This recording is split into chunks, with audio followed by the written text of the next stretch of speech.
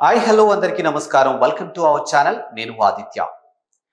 దువ్వాడ శ్రీనివాస్, వాణి, మాధురి ఇప్పుడు ఈ ముగ్గురి పేర్లు గత కొంతకాలంగా తెలుగు రాష్ట్రాల్లో బాగా చర్చనీయాంశంగా ఉంది. రాజకీయంలో అయితే ఒక వింతగానే ఉందని చెప్పొచ్చు. ఎమ్మెల్సీగా ఉన్నటువంటి దువ్వాడ శ్రీనివాస్ ఎన్నికలకు ముందు ప్రచారం టైంలో ఏపీ డిప్యూటీ సీఎం పవన్ కళ్యాణ్ని వ్యక్తిగతంగా చాలానే దూషించారు. పవన్ కళ్యాణ్ 3 పెళ్లిళ్ళు చేసుకున్నాడు, 4 పెళ్లిళ్ళు చేసుకున్నాడు, మనది హిందూ సాంప్రదాయం, మనం ఏకపత్ని వ్రతుడిగా ఉండాలి, రాముణ్ణి ఆదర్శంగా తీసుకోవాలని ఇలాంటి ఎన్నో కబుర్లు చెప్పాడు. అనూహ్యంగా తెర మీదికి వాణి, మాధురిలో వచ్చారు. సీన్ కట్ చేస్తే మధ్యలో ఎమ్మెల్సీ దువ్వాడ శ్రీనివాస్. మరి ఏకపత్ని వ్రతుడిగా ఉన్నటువంటి ఆయన ఈ మాధురి ఎవరు? అసలు వాణికి దువ్వాడ శ్రీనివాస్కి ఎందుకు చెడింది? అనూహ్యంగా మధ్యలో మాధురి ఎందుకు వచ్చింది? అసలు వాణి బ్యాక్గ్రౌండ్ ఏంటి, మాధురి బ్యాక్గ్రౌండ్ ఏంటి ఒకసారి చూద్దాం. ముందుగా ఇక్కడ చూసుకున్నట్టయితే దువ్వాడ వాణి మాజీ ఎమ్మెల్యే రాఘవరావు కుమార్తె. దువ్వాడ వాణి మాజీ ఎమ్మెల్యే రాఘవరావు కుమార్తె. చదువుకునే రోజుల్లోనే దువ్వాడ శ్రీనివాస్తో ప్రేమ. ఆమె చదువుకున్న టైంలోనే దువ్వాడ శ్రీనివాస్తో ప్రేమాయణం నడిపించారు వాణి. ఇక చూసుకుంటే పెద్దలను ఎదిరించి దువ్వాడ శ్రీనివాస్తో వివాహం. సో తన తండ్రిని, తన కుటుంబీకులందరినీ ఎదిరించి దువ్వాడ శ్రీనివాస్తో వివాహం చేసుకున్నారు వాణి. ఇక నెక్స్ట్ చూసుకుంటే 2001లో కాంగ్రెస్ మద్దతుతో జెడ్పీటీసీగా ఎన్నికయ్యారు. సో 2001లోనే ఆమె రాజకీయంగా, అంటే మొదటి నుంచి కూడా ఆమె రాజకీయ కుటుంబానికి సంబంధించినటువంటి అమ్మాయి కాబట్టి 2001లో కాంగ్రెస్ మద్దతుతో జెడ్పీటీసీగా మొదటిసారిగా ఎన్నికవడం జరిగింది వాణి. అండ్ తరువాత చూసుకుంటే 2006లో వాణికి బదులు టెక్కలి జెడ్పీటీసీగా పోటీ చేసి గెలిచిన దువ్వాడ శ్రీను.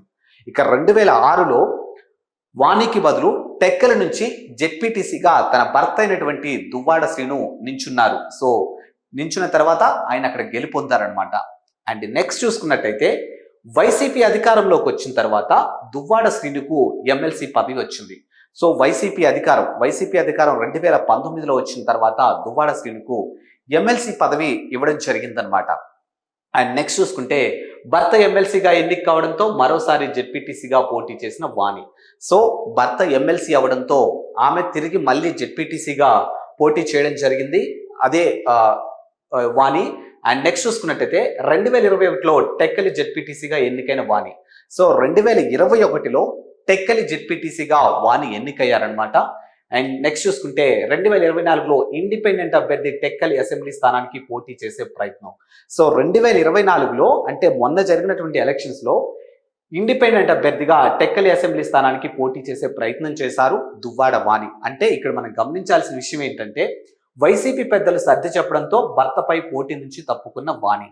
అంటే 2024 ఆ టైంలో వాణి ఇండిపెండెంట్ గా నామినేషన్ చేయడానికి రెడీగా ఉన్నారు అని అంటే దాని అర్థం ఏంటంటే అప్పటికే ఆమె భర్తతో వివాదాల్లో ఉంది అని, తన భర్తకి ఆపోజిట్ గా ఉంది అని మనకి ఇక్కడ చాలా స్పష్టంగా అర్థమవుతుంది. ఇక్కడ చూసుకున్నట్టయితే 2021లో టెక్కలి జెడ్పీటీసీగా ఎన్నికయ్యారు. సో దానికన్నా ముందు భర్త ఎమ్మెల్సీగా ఎన్నిక కావడంతో మరోసారి జెడ్పీటీసీగా పోటీ చేశారు. అంటే అప్పటికే 2019, 2020 ఆ టైంలోనే రాజకీయంగా లేదా కుటుంబ పరంగా ఏదో తగాదాలు అయితే నడుస్తూ ఉన్నాయి.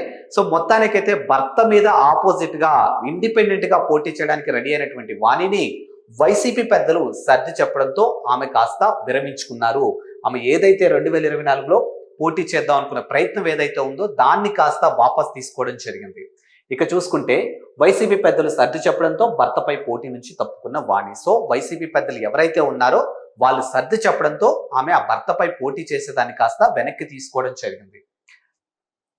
సో దివ్యల మాధురి తన భర్తను ట్రాప్ చేసిందని ఆరోపణ. సో ఇదంతా ఆమె రాజకీయంగా, అంటే వాణి ఎవరు, వాణి ఎక్కడి నుంచి వచ్చారు, ఆమె రాజకీయంగా ఎలా ఎదిగారు అనేది చూసుకున్నట్టే తర్వాత అసలు దివ్యల మాధురి అనే ఒక క్యారెక్టర్ వీళ్ళ వైవాహిక జీవితంలోకి ఎంటర్ అయింది. సో ఈ మాధురి ఎవరు, ఎక్కడి నుంచి ఎంటర్ అయిందని చూసుకుంటే దివ్యల మాధురి తన భర్తను ట్రాప్ చేసిందని ఆరోపణ అయితే ప్రస్తుతానికి నడుస్తుంది. మరి ఈ మాధురి ఎలా ఎంటర్ అయిందని అంశం చూసుకుంటే దివ్యల మాధురి భరతనాట్య కళాకారిణి. సో ఆమె ఒక భరతనాట్య కళాకారిణి, అంటే ఒక క్లాసికల్ డాన్సర్ దివ్యల మాధురి. నెక్స్ట్ చూసుకుంటే భర్త మైరైన్ ఇంజనీర్ అనమాట. సో ఆమె భర్త ఒక ఇంజనీర్ గా వర్క్ చేస్తూ ఉన్నారు. అండ్ ఇన్స్టాగ్రామ్ రీల్స్ తో లోకల్ గా చాలా పాపులారిటీ ఉంది. సోషల్ మీడియా వేదికగా ఏదైతే ఒక ఇన్స్టాగ్రామ్ అనే యాప్ ఉందో ఆ యాప్ లో రీల్స్ చేసుకుంటూ దివ్యల మాదిరి ఆమెకున్నటువంటి హావభావాలతోని, ఆమె చేస్తున్నటువంటి యాక్టింగ్ తోని, ఆమె చేస్తున్నటువంటి నటనతోని, పైగా ఆవిడ క్లాసికల్ డాన్సర్ కాబట్టి క్లాసికల్ డాన్సర్ అంటేనే జనరల్ గా వాళ్ళ ఫేస్ ఎక్స్ప్రెషన్స్ ఏవైతే ఉంటాయో చాలా పర్ఫెక్ట్ గా దింపేస్తారు వాళ్ళు. అంటే ఏదైతే వాళ్ళు ఒక చేస్తున్న పని అంటే నటనకి సంబంధించి కానీ, నాట్యానికి సంబంధించి కానీ ఏదైతే ఒక అంశం ఉంటుందో చాలా పర్ఫెక్ట్ గా దించగలుగుతారు క్లాసికల్ డాన్సర్స్. సో ఆమెకున్నటువంటి హావభావాలతోని, ఆమెకున్నటువంటి గ్లామర్ తోని, ఆమెకున్నటువంటి యాక్టింగ్ స్కిల్స్ తోని ఇన్స్టాగ్రామ్ లో పాపులారిటీ తెచ్చుకొని లోకల్ గా చాలా పాపులర్ అయింది దివ్యల మాధురి. అండ్ నెక్స్ట్ చూసుకుంటే సోషల్ మీడియా పాపులారిటీతో దువ్వాడ ఫ్యామిలీకి దగ్గరైన మాధురి. సో ఆమెకి ఏదైతే సోషల్ మీడియా వేదికగా ఆమెకంటూ ఎప్పుడైతే పాపులారిటీ వచ్చిందో ఆ పాపులారిటీతోని ఎమ్మెల్సీ దువ్వాడ శ్రీనివాస్ వాళ్ళ ఫ్యామిలీకి చాలా దగ్గర అయిందనమాట. అండ్ నెక్స్ట్ చూసుకుంటే దువ్వాడ వాణి ద్వారా ఆమె భర్తను శ్రీనివాస్ తో పరిచయం. సో బేసికల్ గా ఇక్కడ మనం చూడాల్సిన అంశం ఏంటంటే మాధురి డైరెక్ట్ గా దువ్వాడ శ్రీనివాస్ కి పరిచయం కాదు, వాణి ద్వారా దువ్వాడ శ్రీనివాస్ కి పరిచయం. అంటే ముందుగా వాణి మాధురి ఫ్రెండ్స్ అయి ఉండొచ్చు, ఆ తర్వాత ఆమె భర్తకి వాణినే ఇంట్రడ్యూస్ చేసిందని ఇక్కడ తెలుస్తుంది అనమాట. అండ్ నెక్స్ట్ చూసుకుంటే కొంతకాలంగా దువ్వాడ శ్రీనివాస్ తోనే సహజీవనం. సో ఎప్పుడైతే ఆమె పరిచయం చేయడం, ఆ పరిచయం కాస్త ప్రేమాయణం అని చెప్పొచ్చా, లేకపోతే ఇంకోటి చెప్పొచ్చా మనకు తెలియదు. కానీ కొంతకాలంగా అయితే మాత్రాన్ని సహజీవనం చేస్తున్నారు అని ఒక టాక్ వినిపించింది. ఆ అంశం బేస్ చేసుకునే వాణి కానీ అలాగే దువ్వాడ శ్రీనివాస్ కుమార్తెలు కానీ వాళ్ళ ఇంటి ముందు అంత హైడ్రామా చేయడం జరిగింది. సో ఆయన లోపలికి పంపించకుండా గేట్ వెయిట్నే కారులో వెయిట్ చేపించారు ఆడకూతుర్ని. సో వాళ్ళు వాళ్ళ నాన్న మీద అటాకింగ్ చేయడానికి అంటే లైక్ చాలా మా నాన్న మాకు కావాలి సో అండ్ సో అని అడగటం, ఆయన వీళ్ళ మీద అగ్రెసివ్ గా మాట్లాడటం, ఇవన్నీ మనం చూసాం కొద్ది రోజుల నుంచి న్యూస్ లో. సో మొత్తానికైతే మాధురితో సహజీవనం చేస్తున్నట్టయితే ఒక వార్త బయటకు వచ్చింది. అండ్ నెక్స్ట్ చూసుకుంటే దువ్వాడ శ్రీనివాస్ కి బినామీ అని ప్రచారం. ఇవన్నీ పక్కన పెట్టేస్తే మాధురికి దువ్వాడ శ్రీనివాస్ కి ఏదో అక్రమ సంబంధం ఉందనే అంశం పక్కన పెట్టేస్తే దువ్వాడ శ్రీనివాస్ కి సంబంధించినటువంటి ప్రాపర్టీస్ ఏవైతే ఉన్నాయో ఆ ప్రాపర్టీస్ అన్నిటికీ మాధుర్య బినామీ అనే ఒక వార్త కూడా ఆ మధ్యన బయటకు రావడం జరిగిందనమాట.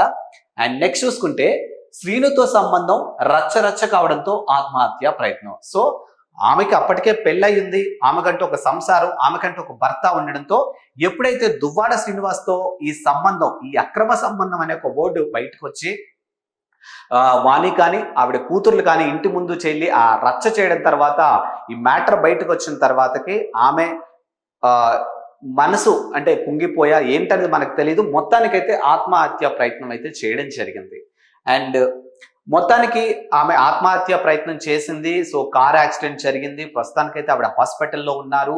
అండ్ ఇప్పటికీ కూడా వాణికి కానీ దువ్వాడ శ్రీనివాస్ కి మాధురికి ఖచ్చితంగా అక్రమ సంబంధమే ఉంది. దాని మూలంగానే మా నాన్న మా ఇంటికి రావట్లేదు, నా భర్త నన్ను దగ్గరకు తీసుకోవడం లేదు, ఇదంతా మాధురి ట్రాప్ లో నా హస్బెండ్ పడ్డాడు అని వాణి చేస్తున్నటువంటి ఆరోపణలు. సో మరి మొత్తానికి ఈ కథ ఎటువైపు తిరగబోతుంది, దీనికి సంబంధించి వైఎస్ఆర్సీపీ అధికార ఎవరైతే అధినాయకుడు ఉన్నాడో జగన్మోహన్ రెడ్డి మరి ఈ అంశాన్ని సీరియస్ గా తీసుకొని అటు వాణిని కానీ ఇటు దువ్వాడ శ్రీనివాస్ని కానీ లేకపోతే మాధురిని కానీ కూర్చోబెట్టి సర్దుబాటు చేసే ప్రయత్నం చేస్తారా లేదా అనేది చూడాలి. సో ఈ కథ ఎక్కడి వరకు వెళ్తుంది అనేది నెక్స్ట్ మీతో పాటు మేము కూడా తెలుసుకోవాలని అనుకుంటున్నాం. ఎందుకు అని అంటే కూడా ఇప్పటికే అక్కడ నామినేటెడ్ పోస్టులకి సంబంధించి కానీ లేకపోతే వైజాగ్ లో జరుగుతున్నటువంటి ఉప ఎన్నికలకు సంబంధించినటువంటి ఆ హడావుడి నడుస్తూ ఉంది అక్కడ ఏపీ రాజకీయాల్లో. మరి అనూహ్యంగా ఇప్పుడు దువ్వాడ శ్రీనివాస్ ఎఫెక్ట్ బయటికి రావటం, మొన్న చూసుకుంటే విజయసాయి రెడ్డి ఆ తర్వాత దువ్వాడ శ్రీనివాస్, ఇలా ప్రతి ఒక్కరికి సంబంధించినటువంటి అంశం బయటికి రావడంతో వైఎస్ఆర్సీపీలో ఒక కలవరమే కనబడుతుందని చాలా స్పష్టంగా అర్థమవుతుంది.